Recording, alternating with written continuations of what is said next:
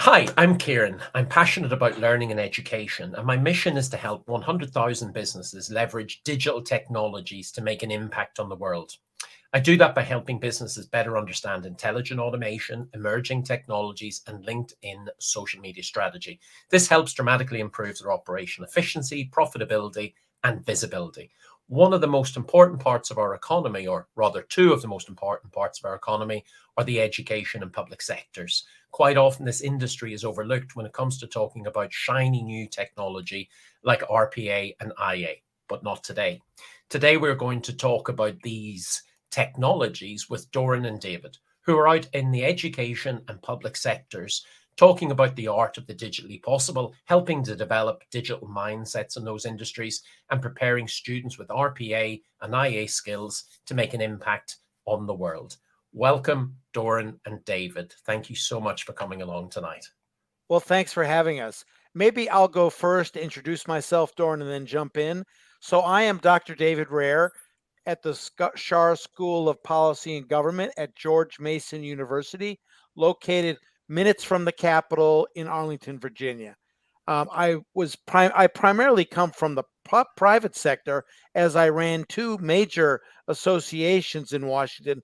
One for the beer wholesalers, and you go ding, ding, ding, ding. That's a great job, which it was. And then I ended up being the CEO of the National Association of Broadcasters, and I was there when we did the analog to digital TV transition about 12 years ago, which was incredibly successful, but led me on my journey to the digital age, which is ongoing all across the world.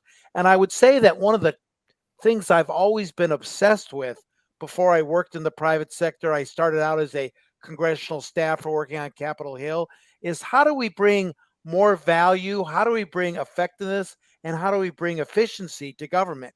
And as we'll talk about in a few minutes, RPA, intelligence automation, can really do that and help change the future in a positive way, not only for the world or America, but for taxpayers and people, in fact, all stakeholders. So, Dornan, why don't you just go ahead and introduce yourself? Thanks, David, and thanks, Kieran. Good to be with you. My name is Dorin Munteanu. I'm the co-founder of the RPA initiative and the Virginia Academic RPA Community of Practice here at George Mason University. I'm also the president of the Romanian American Chamber of Commerce here in Washington, D.C., where I co-chair a cybersecurity task force. And in addition to this, I serve on a couple advisory roles, such as the one at the Kroc Institute for Tech Diplomacy at Purdue, as well as at the AI and Faith organization. Previously, I worked in the tech startup space, and business risk management and policy research world. I'm also very passionate about this intersection of tech business, policy, and research, and really how business principles can be applied to public institutions to improve efficiency and effectiveness, and overall provide a better citizen experience. So again, good to be with you, and thanks very much. Oh, wow. What a start. I feel very inadequate having heard those different activities. So let me try and keep up with both of you then. So look, you both of you have mentioned RPA and intelligent automation. What is it that you've discovered in the public sector and in the education sector that maybe surprised you, maybe from a mindset point of view, or maybe surprised you from a possibility point of view? We started this journey, like I said, 2 years ago. It's been in the works for more than that. However, what we've seen that it has a tremendous positive impact and lots of benefits on the public sector. And it's been documented in our research paper that we published called The Promise of RPA and for the Public Sector. A really non-technical vocabulary that basically educates the non-technical folks as well as the technical folks, of course, but what this technology, specifically RPA, it can do for the public sector. So, as you know, this technology is pretty new as a category, but also in the public sector. The first agency that adopted it was NASA in 2017. But since then, its use has grown at all levels of government, federal, state, local, and higher education. However, there's still much things that needs to be done. So that's we've seen good things, but also we've seen also a few challenges, but we can talk about that later on. I would say, but I also asked David to see his perspective on academic sector. Yeah, thanks, Dorin. So I would say that I agree with Dorin that it's moving, but we haven't seen an exponential uptick in the use of intelligent automation. And I would say what's true for the public sector and our kind of sub scene, the academic sector, are very similar. One, there is a culture issue of people doing the same thing every day for 20 years and realizing that it's mundane and tedious and software can handle it. So they're hard to change. And they don't really, many of them don't really want to change. Their view is just get me to my retirement, then change as much as you want. But that's rolling, so it makes it difficult. Secondly, I think there's a fundamental education misunderstanding. When we called it robotics process automation, when you hear that, you don't think about intelligence or brain power or the vastness of computer technology. You think about robots in a Ford manufacturing plant, welding the tops onto cars. And that scares people because they think if the robots come, my job is gone. So there's a culture issue. There seems to be a budget issue because, and I, having run a couple of organizations, big organizations, it seems to be people say, we want it, but we don't want to make any fundamental spending decisions differently than we currently do. And you get crowded out. There's just never enough money there. And as an economist, they're thinking, and we'll talk about this probably later, what's the immediate return on investment? But if you're thinking longer term, staying ahead of your competition, it's really total cost and return as opposed to a single payment in 1 year and what benefits are we going to reap. We've seen numerous studies, both in the public sector and in some in the academic world as well. When people say they like it and they enjoy it and it relieves them of mundane and tedious tasks, no one says, I'm worried about my job, because now they can reposition themselves, learn new things, and be more valuable by the academic or by the public sector organizations. And I have to say this, sometimes it gets me into trouble. I worked in government, it was slow. I worked in the private sector, it was fast. I came to the academic world after those two experiences, and I said, government runs like lightning compared to the academic world. We just need to make the decisions. Part of what we're doing at the public sector level, and then we'll get into the Virginia academic RPA community of practice, bringing the technology to all the schools, the private and public schools in the Commonwealth of Virginia, which also is the first time this has been done in America, and I would probably say in the world as well, is to bring down risk and to bring down uncertainty and to bring down costs where possible to make it easier for people to go ahead and execute on it. And Kieran, just coming back to your initial question, like surprises, I think the surprise is really, both in quantitative, but also in qualitative results, and seeing the end users who are implementing and already using this type of solutions. I mean, the smiles on their face, the happiness, the level of excitement, it's very hard to beat. We've been participating in different types of conferences, for example, where people exchange their best practices. I mean, in the air you can feel this just very positive mood and very excitement that people are smiling. There are other conferences where you go and just like everybody's so serious and let's just get through this again, all these talks and so on.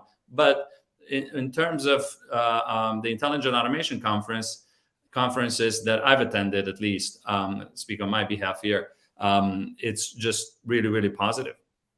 It's interesting paradox then, isn't it, there, when we look at that, because we've got, maybe slow to adopt And you mentioned some of the issues, the cultural issues and everything else.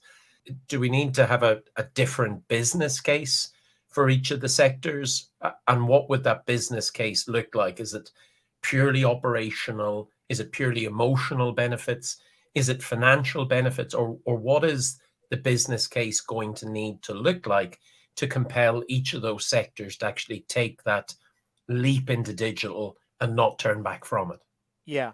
I think now I'm sure Doran has a different opinion than I do, but I look at it as the forces of market competition are going to strongly urge, I'd say push, but strongly urge people to adopt faster because we have 5,000 plus universities looking at just the academic space, 5,000 plus universities across the country.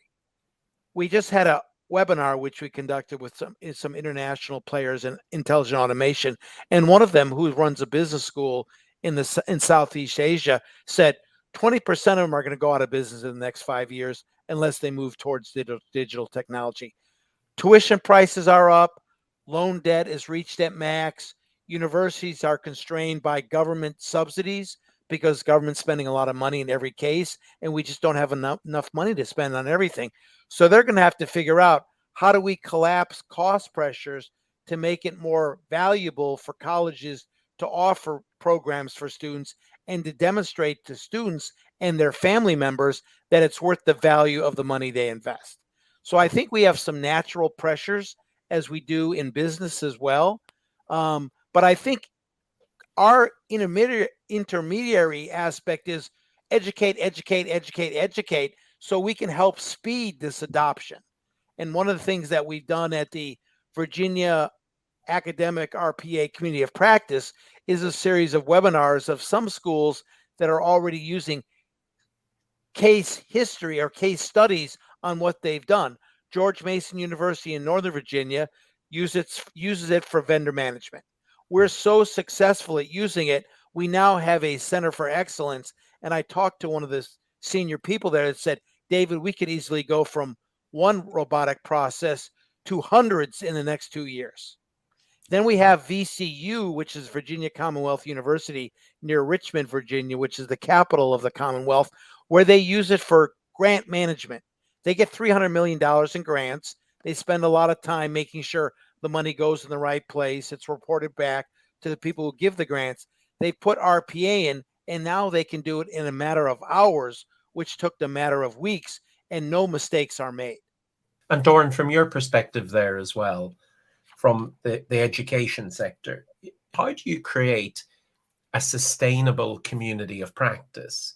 Is that students doing this? Is this because it can't scale possibly with one enthusiastic professor or one enthusiastic person in a department? So what are you doing to get a generation of talent ready, capable, affordable, and able to allow public sector and education institutions to actually scale robotic process automation and intelligent automation? Right. Great question. Thank you. I think, just to add to what David said, it will be more about the fast eating the slow, talking in economic terms, not anymore about the big eating the small.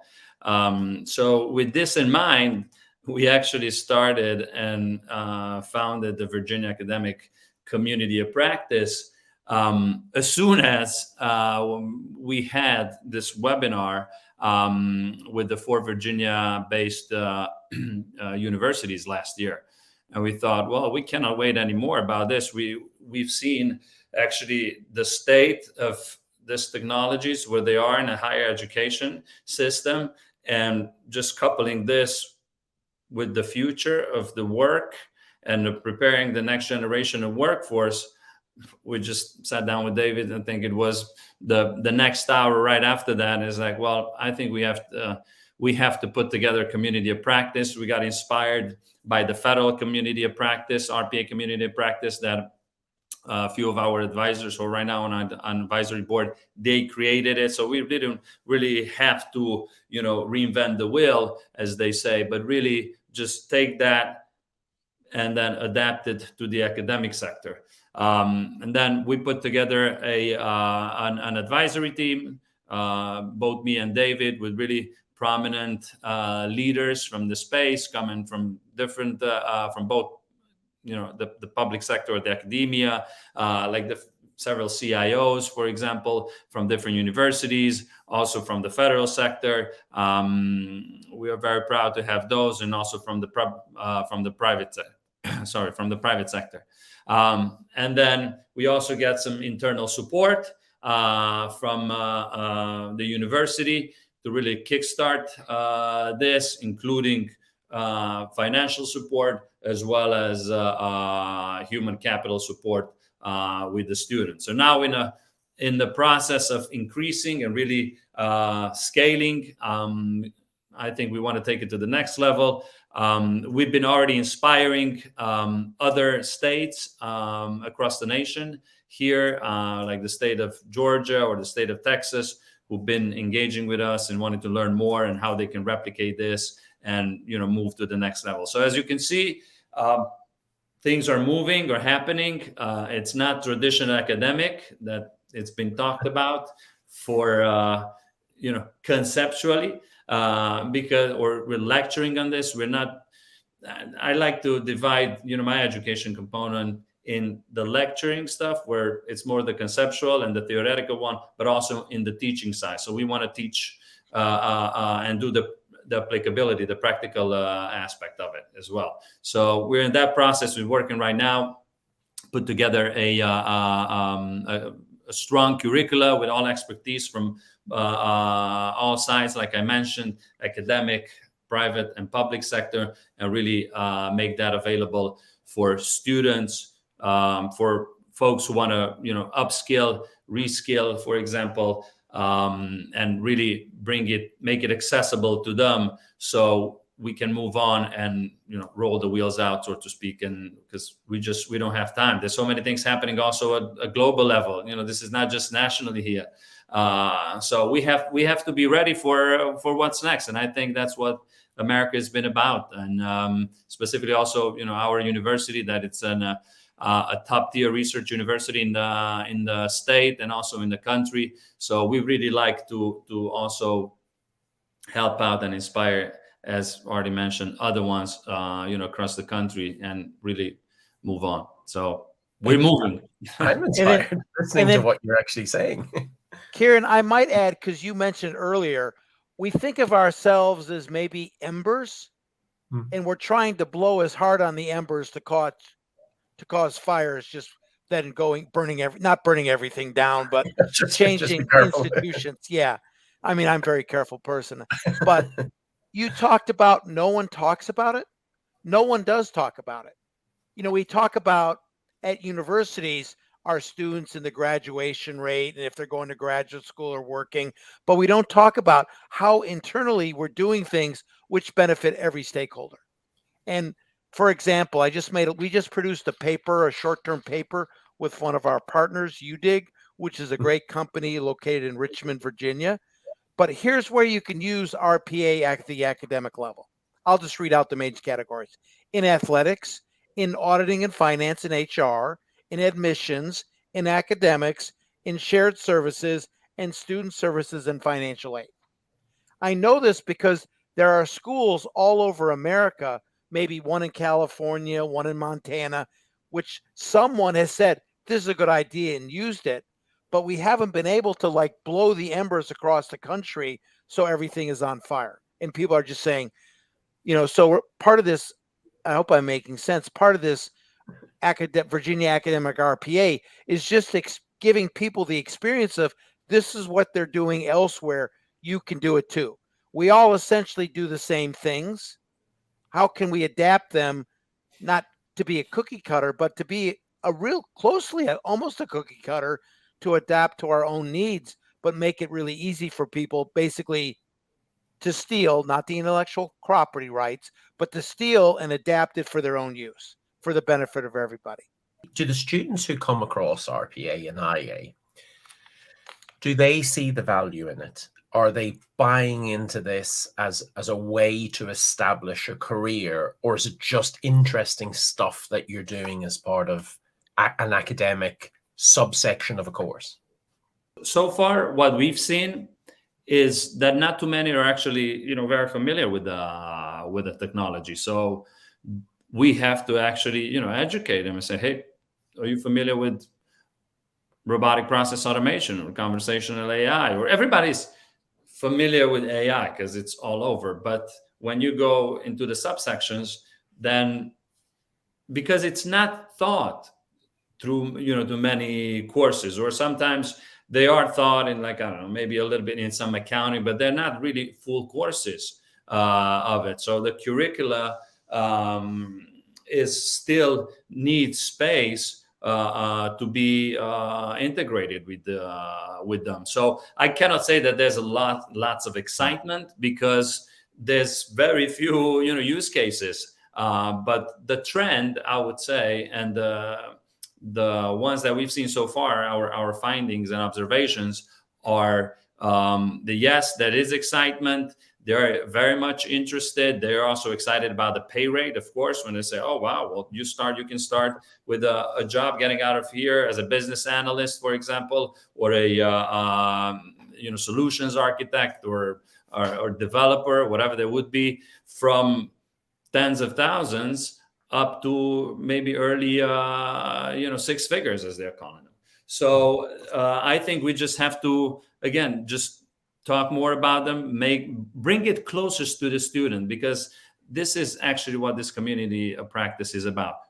Bring it closer to them and enhance their experience, their student engagement, and equip themselves for what the market is actually requiring. Because as we know, there's always been, in the past 40 years or more, a big gap between the supply side and the demand side of skills, that which led to economic inequality and other unintended consequences. So we want to make sure that we are prepared for this transition. That's why we're having conversations like this with you and with others. And we want to embrace our academic peers as well, and also engage the public sector and the private one, because they are the ones who are moving faster, and a lot of innovation happening there as well. But we want to bring it closer to them, teach them, educate them, and then connect them as well, with different pathways that they might not be aware of. One of the challenges we face is when you say robotic process automation, everybody thinks hardcore computer science coding. So we'll have people who are great in English, they're excellent with Excel spreadsheets, they're great in business, but they don't want to code, or they have a friend who said, oh, coding's really hard, you won't like it very much. So they just walk away. Where now most of these companies will self-train people, although I think we would like to add a little more official kind of academic training to make sure they know everything from A to Z, if that's possible, as Dorin said, we're working on. But we've got to get over this hump of, you're not going to be a hardcore coder. You can do things like in RPA, process discovery. Don't really need to know much other than how do we get from A to D? How do we make the decision? What are the steps? It's very important to set up, and what we're doing is actually we're setting it straight from the beginning, that this is as both a technical and a non-technical component. So not everything is just pure technical. And with the technology's progress and movement, there's already some of those that have already been made low code or very easy to read, or the machines are already doing those. So just to get them into the conversation, set the record straight. This has a technical and a non-technical component, and then let's start the conversation. So I think that's very, very, very important, not to scare them away, because you want to get them in, as they were saying. If you already push them out, then they're out. You've lost them. Well, final question, if you don't mind, then, because I love what you're doing. I love the way you're educating. I love all these case studies, because nobody's talking about them, and that's the exciting bit, if we can get them out there. Step forward 2 years, and I suspect both of you are going to be really successful in educating and getting folks in the college sector to use automation more, in the government sector as well. If we were sitting here in 2 years' time, And I said, how was it, chaps? You said, I've just had a brilliant 2 years. What would have happened? One of my hope is, if with David's permission here, is that I really don't want to hear in 2 years this very popular word that is going on here, and this is based on our findings, that we are still scratching the surface. I don't think we can afford it to be talking about the same thing and say, well, same challenges, same technical and non-technical challenges. We don't have money. We are not there yet. We are afraid. We just can't afford that. I think the education will be the number one vehicle that it can drive this and really elevate the current state of discussion about artificial intelligence and automation and everything in between. Because I believe, from what we see in public sector and academia, it will be not automation thinking already, but automation centering behavior, meaning it will be practical, we'll be doing things. Quantifiable, I'm not sure where it's going to be. I let other folks to take care of that. I'm not going to make any of those comments, but I would really like to see more top level executives, decision makers, to speak about this. And this is our role, to advance this conversation about the impact of these technologies, which are changing so fast. Are we ready for this transition? We might not have any answers as of now, because we don't to some of the questions. But we have to advance this conversation with the help of folks like you who are contributing to this. You want to educate 100, 1,000 folks, right? That's your vision, that's your mission, and your mission statement. We want to embrace at least all universities, higher education universities in Virginia, and higher and public, both public and private, to be part of this community of practice, so they can talk about it. They can start implementing, build cases, enrich the user experience. The student experience, more efficiency, effectiveness. We can see dollars that they can reallocate it to other different, more creative, more strategic initiative, not only tactical. And this has to be unified on all across all sectors. The problem is, and like we said, there's less technical problems, but more non-technical ones. So when we're talking about unification, that it's a social problem, political divide, and so on. I think we just have to get our things together really and move these things on, because now it's the time where we have to do it. Now, I'm an economist, so I'm a numbers person, and I would like to do 3 things. Hopefully they're not too expansive, but I believe we could achieve them.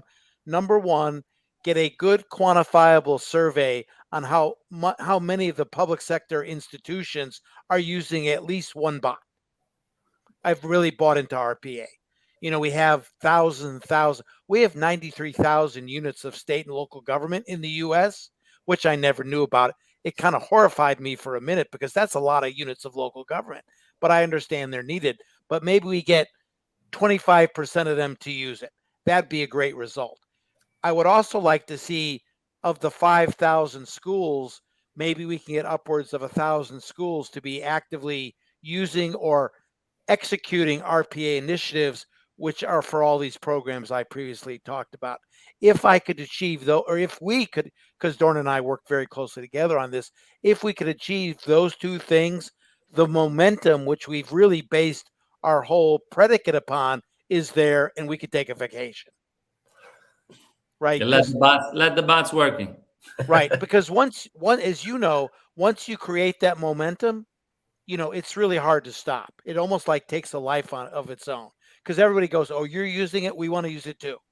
Because the market forces, I'm a big believer in markets, the market forces will then keep pressuring them to do, I shouldn't say them, pressuring institutions to do more and more, to be efficient, to be effective, to make the value of these academic degrees even better for students, hopefully at a lower cost.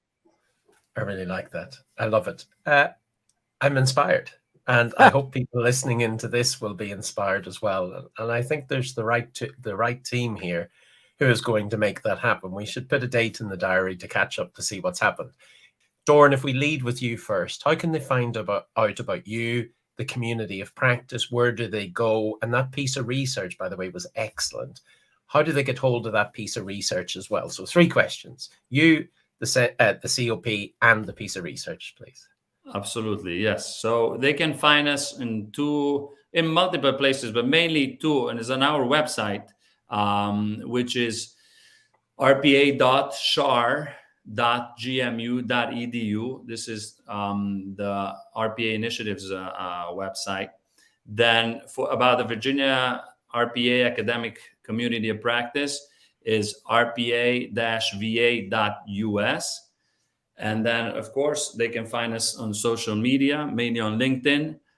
Hopefully, we'll share some numbers in 2 years. How are you doing on 100,000? Over or no? How are we doing on the 150 public higher education institutions of Virginia? 1 baht at minimum in public sector. And really, I'm sure our financial literacy is going to be at a different level by that time. Competition started. You can also always email. I don't want to, I'm going to give 100,000 people my email right now, but I love to hear from people. Just go to Rehr at GMU, George Mason University.edu. And just send me an email. I'll respond. Oh, yeah. Brilliant.